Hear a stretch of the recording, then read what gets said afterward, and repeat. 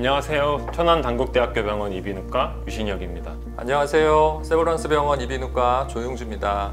오늘은 저희가 일반적으로 알고 있는 수면 상식들, 과연 어디까지가 진실인지 확인해보는 시간을 마련했습니다. 수면은 육체적인 피로와 정신적인 피로를 회복하는 시간이죠. 잠을 못 자면 머리가 띵해지는 경험을 누구나 해본 적이 있을 겁니다. 수면 부족이 쌓이게 되면 반응 속도가 떨어지고 사고의 위험성도 높아지고요. 또 기억력도 떨어지는 것을 알 수 있습니다. 물론 우울감도 증가하고요. 돌이켜 생각해보면 저도 인턴 때 응급실 당직을 서면 거의 24시간 내내 잠을 못 잤던 기억이 있는데요. 당직이 끝나자마자 배도 고프고 잠이 오는 상황에서 먹는 것보다는 수면을 선택했던 기억이 있습니다. 수면은 크게 나뉘어 보면 렘수면과 비렘수면으로 나눌 수 있는데요. 비렘수면은 에너지를 보존하고 체온을 조절하고 또 근골격계의 피로를 회복하는 단계로서 중요한 역할을 합니다. 렘수면은 이게 REM, 즉 Rapid Eye Movement, 빠른 안구 움직임이 일어나는 수면 단계죠. 그래서 렘수면 동안에 정신적인 피로를 회복하고 기억력을 강화하는 작용이 일어납니다. 그래서 저희가 이렇게 잠을 자는 동안에는 이런 렘수면과 비렘수면이 하나의 주기를 이루는 90분 정도의 수면 주기가 보통 하루에 4~5번은 일어나야 정상적인 수면의 구조를 이룬다고 할 수 있겠습니다. 세계적인 국제 학술지인 사이언스지에 발표된 내용에 따르면 뇌는 잠을 잘 때 각종 노폐물을 뇌척수액으로 깨끗이 씻어내는 정화작용을 한다고 합니다. 즉 수면 부족이 지속이 되면 뇌 안에 쌓인 독소와 노폐물들이 제거되지 못하고 계속 쌓이면서 다른 뇌질환들이 발생할 가능성이 높아진다는 뜻이죠. 수면 부족이 지속되는 경우만 그런 게 아니라 수면을 취하고는 있지만 수면의 질이 충분치 않은 경우도 그럼 마찬가지겠네요. 네, 그렇습니다. 흔히 접하는 코골이나 수면무호흡증이 있을 경우 수면무호흡 때문에 잠이 깊이 들지 못하게 되고 무의식 중에 중간에 깨는 현상들이 나타나겠는데요. 깊은 수면에 이르지 못하거나 렘수면까지 도달하지 못한 채로 수면을 취한다면 아침에 일어나서도 여전히 개운하지 못한 상태가 지속될 수 있을 것 같아요. 네, 그래서 이제 충분한 수면 시간을 확보하는 것과 동시에 양질의 수면을 취하는 것이 아주 중요하겠습니다. 2019년 기준으로 우리나라 성인의 평균 수면 시간은 7시간 22분 정도로 조사됐다고 합니다. 실제로 성인의 적정 수면 시간은 7시간에서 9시간 정도 되는데요. 이 시간대로 자는 경우는 채 반이 되지 않는 편이고요. 하루 6시간 미만으로 자는 경우도 한 16% 정도였다고 하네요. 본인의 적정 수면 시간을 확인하셔서 건강을 지켜주는 것이 중요하겠습니다. 실제로 수면이 부족하면 몸속의 면역세포 기능도 떨어지게 된다고 합니다. 잠이보약이라고 우리 조상님들이 가르쳐 주셨는데 아마도 충분한 과학적 근거가 있었던 표현인 것 같아요. 미인은 잠꾸러기라는 표현도 그렇습니다. 남녀를 떠나서 우리 미인하면 피부가 좋은 사람들을 가리키게 되는데 수면을 제대로 취하지 못하면 수면 중에 분비되는 호르몬인 멜라토닌과 성장 호르몬 분비가 줄어들어서 피부 탄력도 저하되고 주름도 많이 형성이 되게 됩니다. 거기다가 스트레스 호르몬인 코티솔이라는 게 줄어들지가 않아서 피부 염증이 있었던 분들은 그것이 계속 지속될 수도 있고요. 그래서 피부 미인이 되기 위해서라도 숙면은 꼭 필요하겠습니다. 이번에는 실제로 환자분들이 자주 물어보는 질문들을 한번 살펴보려고 합니다.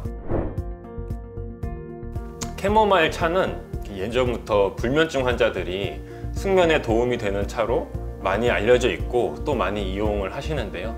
특히나 독특한 향이 있죠. 그 향과 성분이 심신의 안정을 도와서 수면에 큰 도움을 준다고 합니다. 그 외에도 우유에는 수면 유도 호르몬인 세로토닌을 활성화하는 트립토판이 들어있어서 우유를 따뜻하게 데워 마시는 것도 숙면에 도움이 됩니다. 다만 캐모마일 차나 우유 같은 것들이 코골이나 수면 무호흡증에 도움이 된다는 과학적인 근거는 없습니다.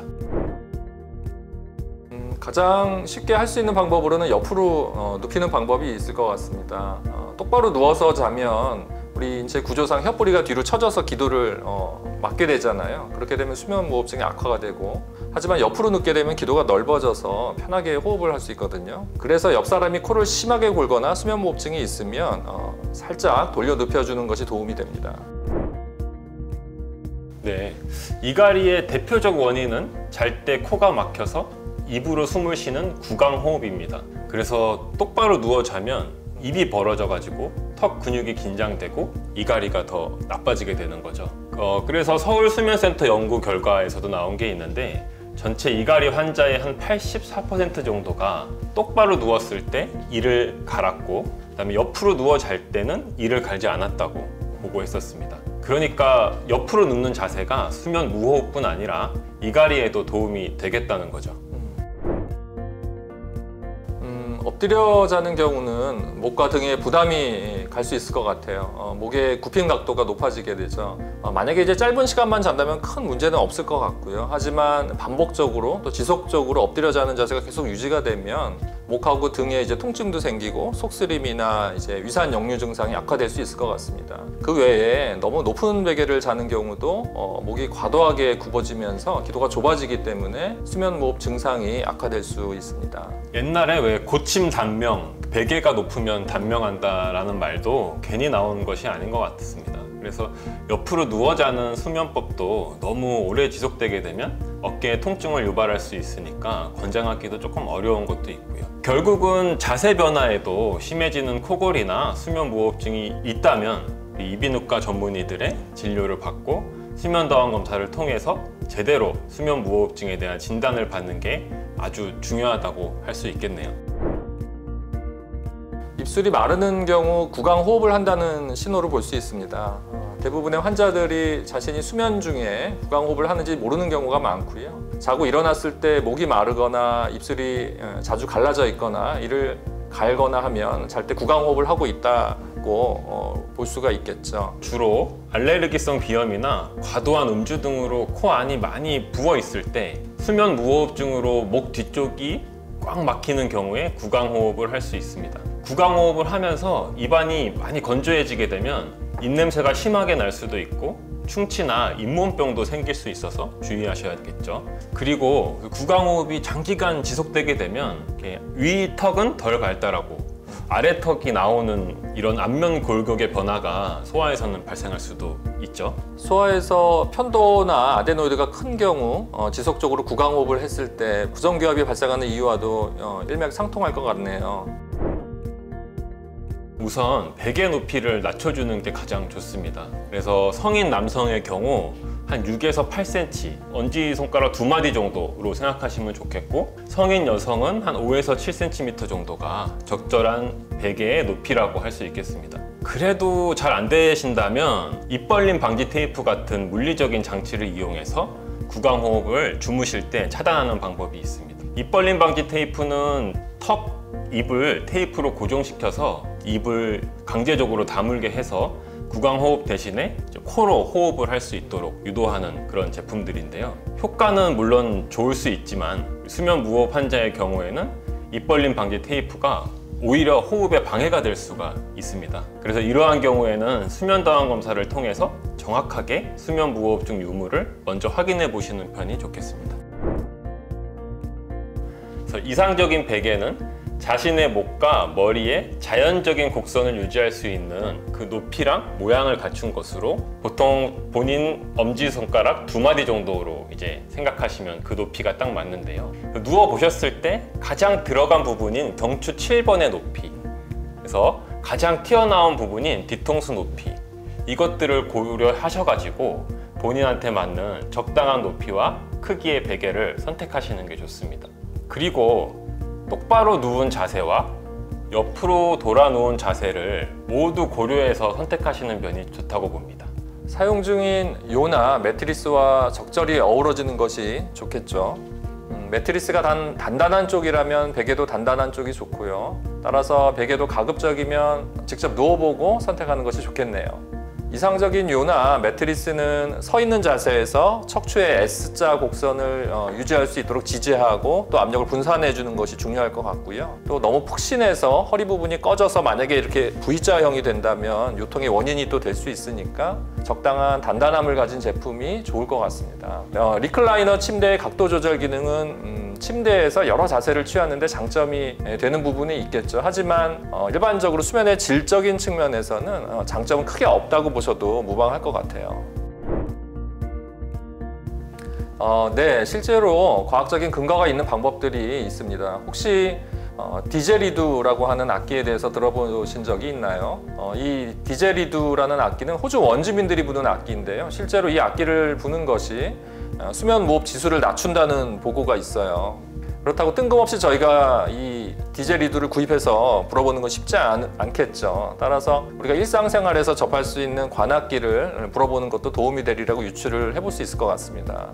그 외에도 우리가 코골이 환자나 수면무호흡증 환자에서 이제 시행하는 물리치료라고 볼 수 있는 개념으로 상기도 근기능 강화 훈련이라는 게 있죠. 네, 상기도 근기능 운동은 기도를 열어주는 근육을 강화해서 코골이나 수면 무호흡을 호전시켜주는 운동입니다. 쉽게 생각하시면 코골이나 수면무호흡증 환자에서 이제 PT나 재활치료라고 보시면 될 것 같아요. 이 운동은 자기 전 15분 정도 약 한 3개월 이상을 꾸준히 해주면 경도 및 중등도의 수면 무호흡에 효과가 입증이 되어 있는 방법이고요. 이번 기회에 잘 알아두시면 너무 좋을 것 같습니다. 한번 간단히 같이 따라해 보도록 하죠. 네, 먼저 안면 근육 운동에는 입술을 꼭 다물기 해서 요 포즈를 30초 이상 이제 시행해 주시는 게 있을 수가 있고요. 그다음에 연구개 운동의 대표적인 방법으로는 입을 크게 벌리고 성악가처럼 목젖이랑 목 안이 전부 다 보이게 소리 내시는 방법을 매일 3분 이상 지속되는 그런 운동 방법이 대표적일 수 있겠고, 설근 운동 같은 경우는 혀를 상대방을 놀리듯이 최대한 입 밖으로 빼낸 상태에서 혀에 코가 닿듯이 올리기, 그 다음에 혀를 턱에 닿듯이 내리기, 이런 방법 등이 있을 수 있겠습니다. 그 다음에 구강하악 저장 운동 같은 경우에는요, 풍선을 코로 들이마신 다음에 입으로 세게 부는 방법이 대표적일 수 있겠고, 음식이나 껌 같은 거를 양쪽으로 번갈아 가시면서 씹고 삼키시는 방법이 또 있겠습니다. 중등도 이상의 수면 무호흡이 있는 경우에 구조적으로 막히는 부분이 있을 때의 치료법은 수술을 받는 경우와 또 잘 때만 기도를 넓혀주는 장치를 이용하는 방법으로 나누어 볼 수가 있을 것 같아요. 기도를 넓혀주는 장치들 가운데는 여기 보시는 것처럼 양압기가 있습니다. 혹은 양압호흡기라고 하고요. 이 양압기는 최근에 급여 대상이 되었습니다. 따라서 그 이후에 사용이 굉장히 많이 늘었고요. 아마도 주변에 사용하시는 분들을 굉장히 많이 보신 경우도 있을 겁니다. 그래서 우리 성장기 소아 환자 중에서도 편도나 아데노이드 절제 수술을 해서 좋아지는 경우가 물론 대부분이지만, 우리 그렇지 못한 환아들은 이런 양압기를 사용하는 경우도 최근에 좀 늘고 있죠. 그렇습니다. 특히 성장기 환자의 경우 양압기를 장시간 착용을 하면 이렇게 얼굴이 눌리게 되니까 부모님들이 혹시나 아이들의 얼굴 모양이 변하거나 하지는 않는지 많이들 궁금해 하시는데요. 교수님은 혹시 어떻게 생각하세요? 양압기 사용하고 얼굴 성장과 얼굴 모양 간에 어떤 관계가 있는지는 아직 확실히 정립되지는 않았다고 보셔야 될 것 같습니다. 그래서 소아의 경우에는 양압기를 사용한 뒤에 일부에서 이제 안면부 발육 부전이 발생한다는 몇몇 보고가 있었지만 특별한 차이가 없다는 연구 보고도 있었고요. 이 점은 양압기를 처방하는 의사 선생님들도 충분히 인지하고 있는 점이긴 합니다. 그래서 성장기에 양압기 압력을 처방할 때는 가급적이면 이런 얼굴에 가해지는 압력을 최소화하는 압력으로 처방을 하고 있습니다. 그리고 실제로 착용할 때도 공기 누출을 피하는 선에서 가능한 이렇게 느슨하게 마스크를 착용하시면 좋을 것 같습니다. 또 우리가 기도를 넓혀주는 장치 중에는 이런 양압호흡기 외에도 구강 내 장치 또는 하악 전진 장치라고 부르는 게 있습니다. 이게 이제 바로 그 모형인데, 이 장치는 특히 이제 혀뿌리 쪽이 이제 막히는 경우에 이제 아래턱, 우리가 이제 하악이라고도 부르는데요. 이 하악을 앞쪽으로 이렇게 전진시켜주는 장치입니다. 그래서 수면 중에만 이걸 착용하시면 되고, 이걸 이제 하시게 되면 아래턱이 앞쪽으로 나오면서 뒤쪽 기도가 넓어지는 그런 원리라고 말씀드릴 수가 있겠어요. 아무래도 이게 보시는 것처럼 굉장히 간단하고 좀 쉬워 보이기 때문에 휴대성도 굉장히 좋은 장점이 있습니다. 하지만 아직까지는 아쉽게도 이런 양압호흡기처럼 급여가 아직은 되지는 않고 본인의 치아 구조에 맞춰서 사용해야 하고 제한점이 있다고 말씀드릴 수가 있을 것 같아요. 네, 이 구강내 장치의 경우는 장시간 이제 사용을 하게 되면 아무래도 이 턱관절에 무리가 가거나 또 이 아래턱을 앞쪽으로 당기는 전방전이를 유발할 수 있다라고 알려져 있습니다. 그래서 이 구강내 장치를 사용할 때는 치아의 부정교합이나 이 턱관절의 통증 유무 그리고 이 상악과 하악의 밸런스를 확인하기 위해서 이제 지속적인 경과 관찰이 필요하고 또 필요에 따라서는 이 장치를 좀 조정을 해야 될 때도 있습니다. 네, 여기까지 수면과 관련된 상식들을 확인해보는 시간을 가졌는데요. 귀코목TV 구독자 여러분들께 도움이 됐으면 좋겠습니다. 대한이비인후과 학회와 대한수면호흡 학회는 여러분의 꿀잠을 응원합니다. 모두들 굿 슬립하는 그날까지 함께 하겠습니다. 감사합니다.